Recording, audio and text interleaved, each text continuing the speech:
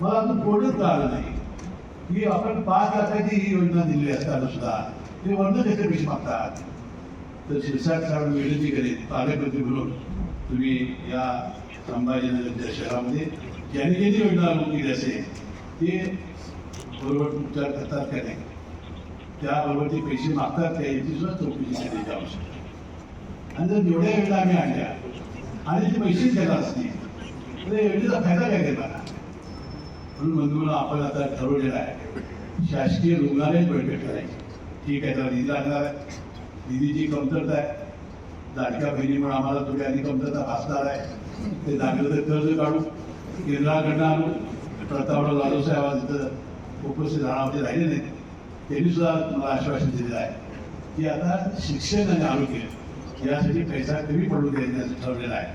जर वर्षभर आपण घाटीचं चांगलं नियोजन केलं तर पालकमंत्री म्हणून संजय शिरसाट साहेबांनी मी या वर्षभरामध्ये अशी सुविधा करू की तुमचे सगळे प्रश्न या वर्षात आम्ही संपवल्याशिवाय राहणार नाही असा विश्वास मी